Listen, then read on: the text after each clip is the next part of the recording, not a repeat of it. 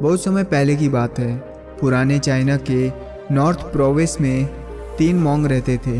उनका नाम किसी को नहीं पता था, क्योंकि उन्होंने कभी अपने बारे में कुछ बताया ही नहीं था। उन्होंने कभी किसी बात का जवाब नहीं दिया था। चीन में बस उन्हें 3 हंसते हुए भिक्षुओं के नाम से जाना जाता था। वे तीनों सिर्फ एक ही काम करते, एक साथ गांव में प्रवेश करते, बाजार के बीचों बीच खड़े होते और हंसना चालू कर देते। वे अपने पूरे अस्तित्व के साथ हंसते। अचानक लोगों का ध्यान उनकी तरफ खींचा चला आता। धीरे धीरे उनके चारों तरफ एक भीड़ इकट्ठा हो जाती। वे इतनी एकता और संपूर्णता के साथ हंसते कि उनकी हंसी देखकर सारा गांव हंसने लगता। जब वो पूरा गांव हंसी के समुंदर में डूब जाता तो वे दूसरे गांव चले जाते। वे ना ही कुछ बोलते थे, ना ही कुछ उपदेश देते और ना ही कुछ शिक्षा। वे जहाँ भी जाते अपनी हंसी से ऐसा माहौल बना देते कि लोग अपने सारे दुख दर्द भूलकर बस हंसने लगते। धीरे धीरे चाइना के लोग उन्हें बहुत प्यार करने लगे और वो पूरे चाइना में फेमस हो गए, 3 लाफिंग मॉन्क्स के नाम से। चाइना के लोग उन्हें बहुत पसंद करते थे, उनका सम्मान करते थे।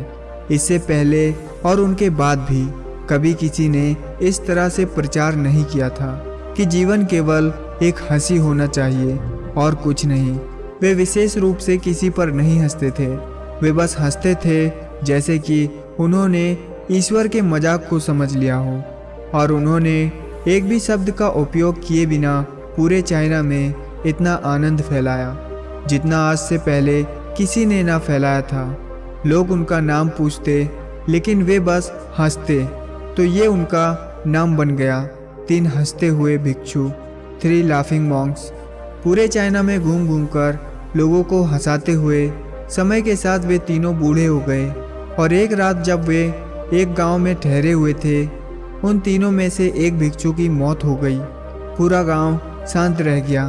पूरा गांव बहुत ही ज़्यादा उम्मीद कर रहा था, क्योंकि उन्हें लगता था कि जब उनमें से एक की मृत्यु हो गई होगी तो बाकी 2 जरूर रोएंगे और वह देखने लायक होगा, क्योंकि किसी ने भी कभी भी इन लोगों को रोते हुए नहीं देखा था। जब सुबह हुई तो पूरा गांव इकट्ठा हुआ, लेकिन दोनों भिक्षु तीसरे की लाश के पास खड़े होकर जोर जोर से हंस रहे थे। ऐसी हंसी जैसे उन्होंने आज से पहले कभी ना हंसी हो। गांव के कुछ बुजुर्गों ने उन्हें समझाने की कोशिश की कि ये आपका साथी था और इसकी मृत्यु पर आपको हंसना नहीं चाहिए। तब उस दिन पहली बार उन भिक्षुओं ने लोगों से बात की और कहा, हम हंस रहे हैं क्योंकि यह आदमी जीत गया है। हम हमेशा सोचते थे कि पहले कौन मरेगा, लेकिन इस आदमी ने हमसे पहले मरकर हमें हरा दिया है। हम अपनी हार व इसकी जीत पर हंस रहे हैं। इसके अलावा ये कई वर्षों तक हमारे साथ रहा। हमने एक दूसरे की उपस्थिति का आनंद लिया। उसे अंतिम विदा देने का इससे बेहतर तरीका और क्या हो सकता है।